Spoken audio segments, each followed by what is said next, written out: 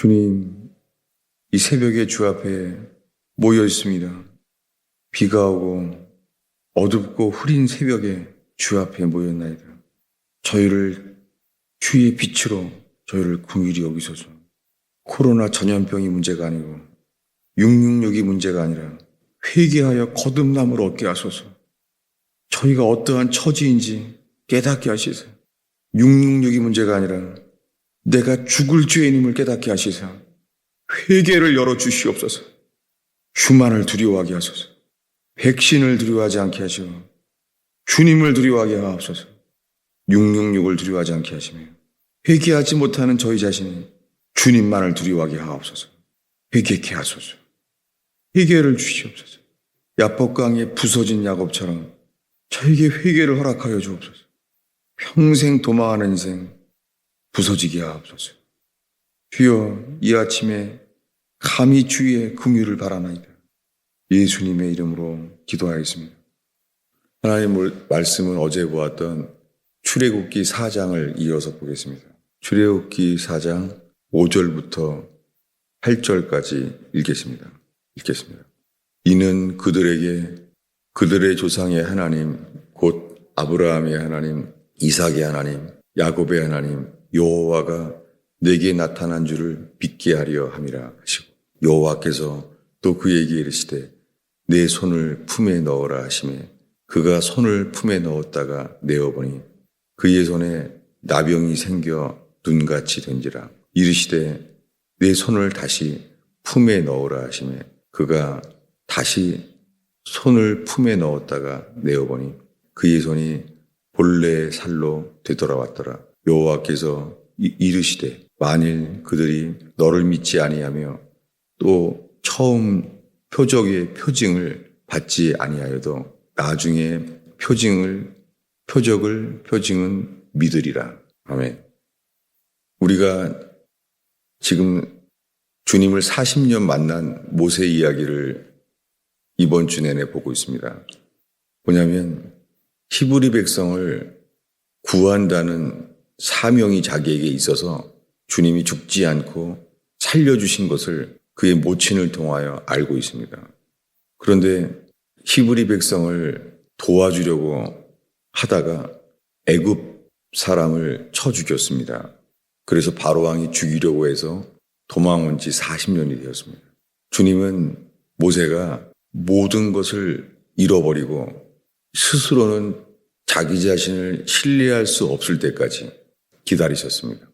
이제 그는 하나님이 주신 사명을 돌이킬 수 없고 스스로의 절망과 판단 속에 이제 모든 걸 버릴 수밖에 없을 때까지 기다리셨습니다. 이것은 아브라함이 그의 아내 사레의 말을 듣고 하나님 말씀을 버려서 애굽 여자 하갈을 취해서 이스마엘을 낳았을 때와 똑같습니다. 이제는 그의 몸이 죽은 것 같음과 사라의 태가 죽은 것 같음을 알게 되어서 이제는 끝이다. 그때가 될 때까지 주님은 말씀하시고 할례를 말씀하십니다. 그때 할례하라 그래요. 그 고통스러운 3일 동안에 할례를 제하라는 거예요. 육체를 제거하라는 거예요. 그때 이미 이스마엘은 제거돼야만 되는 것을 알았어요. 아브라함이. 이게 할례였습니다. 그런데 40년 만에 더 이상 자신을 신뢰할 수 없는 상황이 되었을 때 주님이 나타나셨습니다. 주님을 만나는데도 주님은 가까이 오지 말라. 네가 선 곳은 거룩한 곳이니 내 발에 신을 벗으라. 주님은 가까이 오지 말라고 말씀하셨지만 거기에 감춰진 소망이 있습니다. 네 발에 신을 벗는다면 내가 너에게 오겠다. 이 은혜입니다. 하나님께는 가까이 갈 수 없는 빛 가운데 계시고 가까이 가면 죽습니다. 볼 수도 없습니다. 그분께 갈 수 없는 절망을 알게 됩니다. 누구나 그분 앞에는 두렵고 죄인임을 깨닫게 되는 것입니다. 그런데 은혜는 회개한다면 누구든지 회개하는 자에겐 예수님이 하나님의 아들 예수 그리스도가 우리에게 오신다는 것입니다. 내가 너에게로 오겠다. 하나님께 나아갈 수 없는, 가까이 나가면 죽을 수밖에 없는 절망 앞에 회개하는 자는 내 아들을 대신 보내겠다. 그리고 너 대신 대속물로 죽게 하겠다. 그래서 회개의 절망과 회개하는 자에게 즉시 감춰진 소망도 시작됩니다. 두 가지가 다 있죠. 그러나 회개 없이는 불가능합니다. 그래서 그는 신을 벗게 됩니다. 그가 알게 된 것은 모든 고난을 포기하는 것이죠. 그런데 모든 고난을 포기하는데 그가 신을 벗을 때 시작되는 것은요. 그가 에서를 만날 수 없는 두려움과 절망을 가진 야곱처럼 바로왕에게 나아가라는 거예요. 바로왕에게 가야 한다는 거예요. 그가 다 잃어버린 미션을 이제 가라는 것이죠. 근데 그는 말합니다. 모세는 4장 1절부터 보면은 내가 말해도 안 믿을 겁니다. 이게 모세가 한 말이에요. 가시떨기나무 가운데 영광의 주님이 나타났는데 자기는 그거 안 된다는 거예요. 자기 안에 갇혀 있는 자예요. 지금 모세는 가시떨기나무에 하나님의 사자의 불꽃을 보았는데도요. 그리고 여호와의 음성을 지금 듣고 있잖아요. 듣고 있는데도 그 속에는 자기 안에 갇혀 있을 뿐입니다. 이것이 회개하지 않은 모든 사람은요. 자기 안에 갇혀 있어요. 아담처럼. 여호와 하나님이 아담아 어디 있느냐 묻습니다. 주님의 음성은 다 기회죠. 주님의 모든 음성은 회개할 기회입니다. 근데 아담은 자기에게 빠져 있습니다. 에덴 동산 수풀에 숨어 있으면서 자기 상태에 빠져 있어요. 나는 벗었으므로 두려워하여 숨었나이다.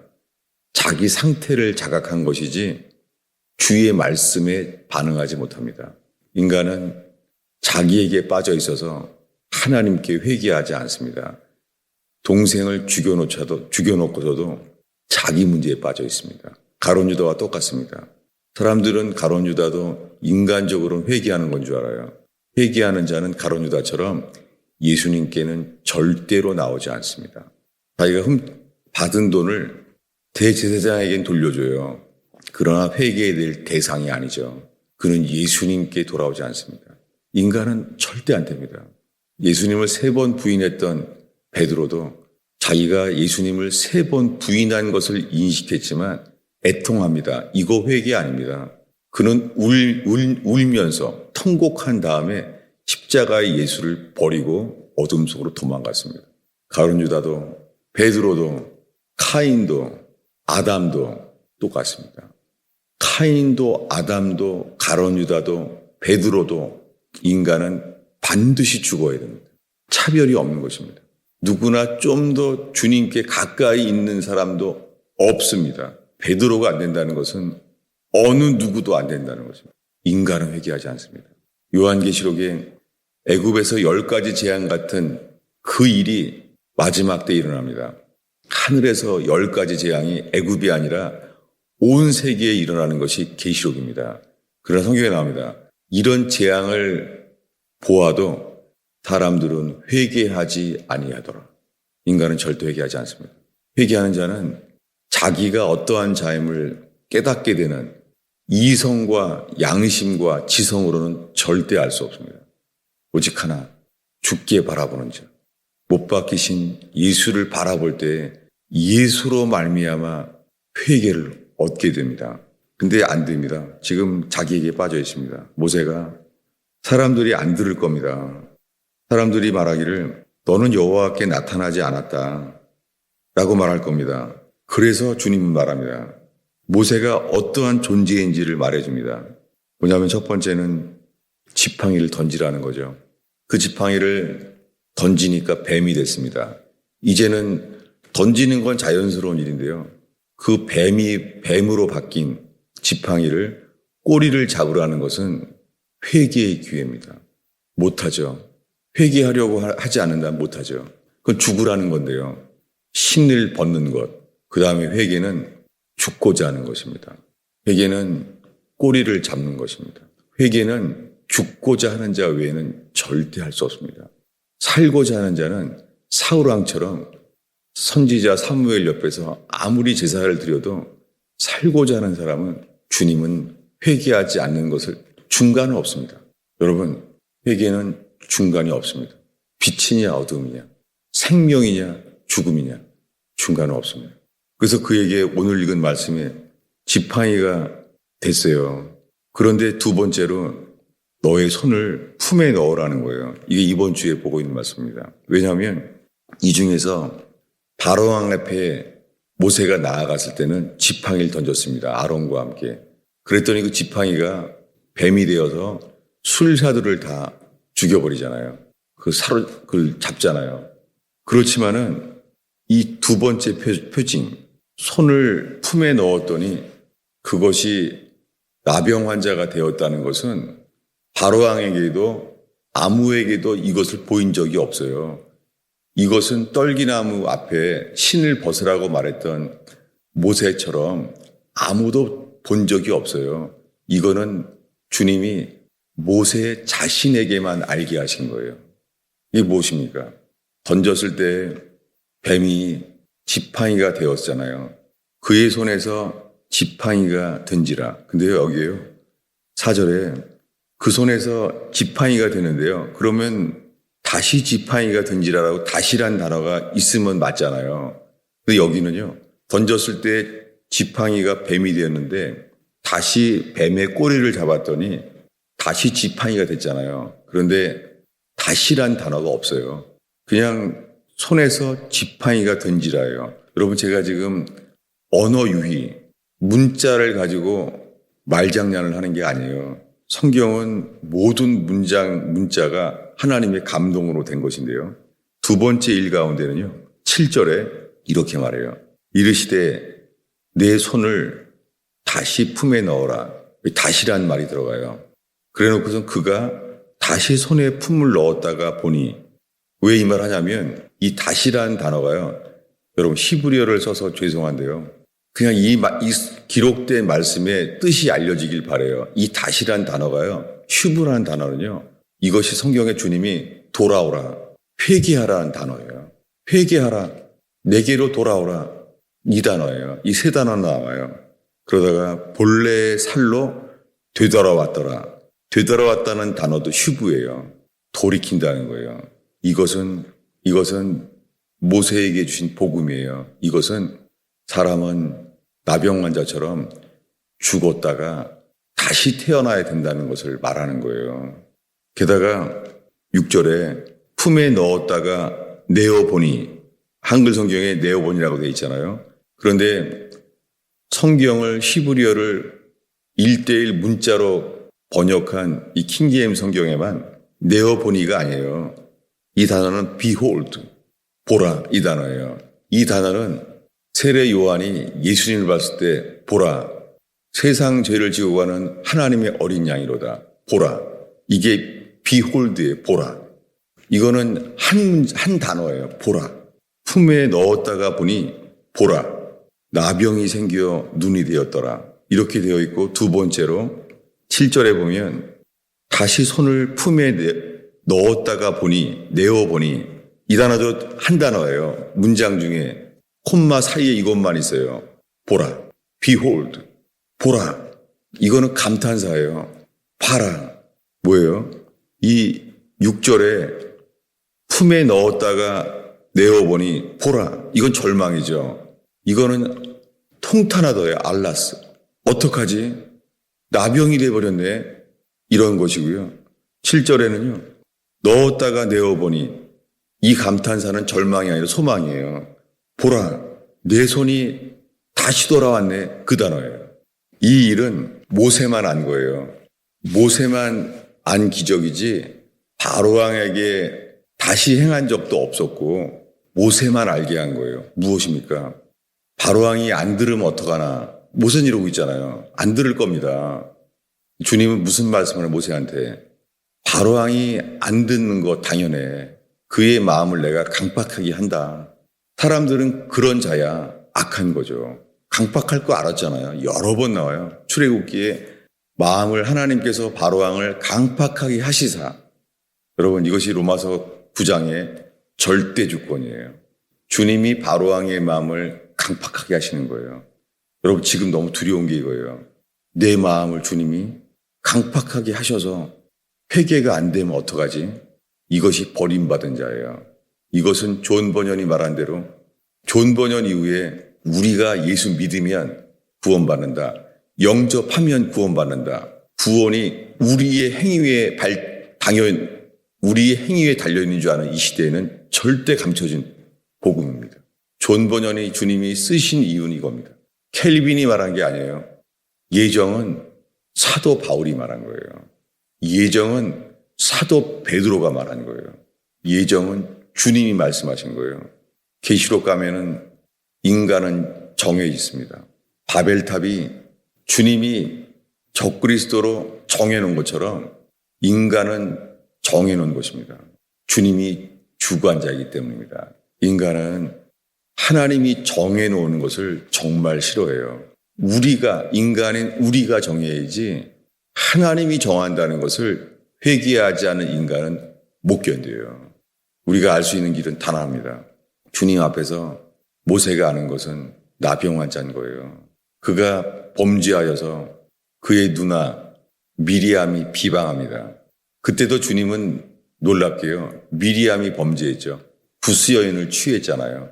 그런데도 주님은 그때 미리암도 나병 환자가 되게 만들어요. 거기 똑같은 문장이 나와요. 미리암이 눈과 같이 희어졌더라. 여기에도 절망과 소망이 있습니다. 나병이 돼버린 거예요. 눈과 같이 희어진 거예요. 놀랍게요. 우리 자신을 깨닫게 되는 순간 우린 모두가 나병 환자인 거예요. 모세는 또 자기만 알죠. 자기 품에 넣었던 손이 나병 환자인 거를 자기만 알잖아요. 주님 무엇입니까? 모세야, 바로왕이 너를 강팍하게 하건 바로왕이 그렇게 악하다고 그를 바꾸려고 기대할 것도 없고 너 자신도 절대 바뀌지 않는 자야. 바로왕만이 아니야. 너 자신은 나병 환자야. 이게 회개하는 자들이 알게 되는 것입니다. 이것은 다윗 왕도 알았습니다. 다윗 왕도 자기가 살인죄, 간음죄 그것만 잘못한 게 아니에요. 그는 말합니다. 우슬초로 나를 정케 하소서. 자기가 나병 환자라는 거예요. 나를 우슬초로 정케 하소서. 그리하시면 내가 눈과 같이 눈보다 더 희어지리이다. 스노우된 화이트. 놀랍게 희어진다는 것은 절망이죠. 나병 환자는 전적 타락이에요. 나병 환자. 다 희어지는 거예요. 부정한 거예요. 머리에서 발끝까지가 다 부정한 거예요. 이것을 깨닫게 되고 통에 자복하게 될 때 예수님이 말합니다. 너희 죄가 주홍같이 붉을지라도 흰 눈처럼 희어지리라. 양쪽이 다 있어요. 회개하면 주님은 우리의 죄를 부분적인 파트만 씻는 게 아니에요. 다윗이 하나님의 임재 가운데 시편을 쓸 때는 선한 사람이고 그가 살인죄, 간음죄를 졌을 때는 그것만 잘못된 게 아니에요. 나단 선지자 앞에서 다윗이 깨닫게 하신 은혜는요. 전적 타락. 다윗 속에는 선한 것이 하나도 없다는 것을 알게 하신 거예요. 주님께서 우슬초로 나를 씻으시면 흰눈보다 더 하얗게 깨끗하게 하시리이다 한 거예요. 이것이 거듭남입니다. 모세에게 보여준 것은 복음이에요. 왜냐하면 좀 시간이 지났지만은 내일부터 다시 하겠습니다. 이 다음의 사건이 24절에 모세를 이제 주님이 보내시겠다고 했는데 길을 가다가 만났는데 여호와께서 모세를 죽이려고 한다는 거예요. 이게 어제 설교였습니다. 정말로요? 정말 모세를 죽이려고 할 거예요? 제스처가 아니라 주님은 어떻게 모세를 쓰시겠다고 했는데 정말 죽이려고 한다고요? 정말이에요. 이게 골고다 언덕에 자기 아들도 죽이려고 했던 분이에요. 대신 우리 대신에 자기 아들을 죽이려고 했던 분인데 모세도 안 죽이려고 하겠어요. 이것을 그의 아내 십보라가 알았어요. 그 이유는 할례를 행하지 않았기 때문입니다. 이 할례는 노아 때 어린아이들까지 복음에 반응하지 않은 모든 사람들, 노아가 전한 의의 도에 어린아이들도 그의 조카들도 아무도 반응하지 않았습니다. 주님은 한 명도 긍휼히 여기지 아니하고 죽이게 되었습니다. 이것이 할례입니다. 이것이 세례입니다. 구약의 할례는 세례의 더 깊은 그림자입니다. 어느 누구도 회개하지 않으면 모든 사람은 하나님의 진노 아래 있는 거예요. 오늘의 마지막 구절입니다. 로마서 3장 19절입니다. 다 같은 복음의 선상에서 있는 말씀입니다. 로마서 3장 19절입니다. 오늘날에는 하나님은 당신을 사랑해 이렇게 먼저 전하게 됐죠. 그리고 당신은 하나님이 지으신 존귀한 자야 이렇게 하죠. 기독교 방송을 보세요. 모든 메시지는 이거예요. 하나님은 당신을 사랑해. 당신이 가족에게 근친상간을 당하고 부탈을 당하고 폭력을 당해도 하나님은 널 사랑해. 당신은 존귀한 자야. 이것이 오늘날의 복음이에요. 심각한 것이죠. 여러분 도대체 뭐가 많은지 이 부족한 범죄한 이 간음한 죄를 지은 성목사가 적그리스도인지 사람이 십자가 앞에서 어떠한 자가 죄인인지 중간은 없습니다. 회개하지 않으면 거듭날 수 없습니다. 로마서 3장 19절을 읽겠습니다. 지금 우리는 여러분 666 백신 볼 때가 아닙니다. 그게 미혹이에요.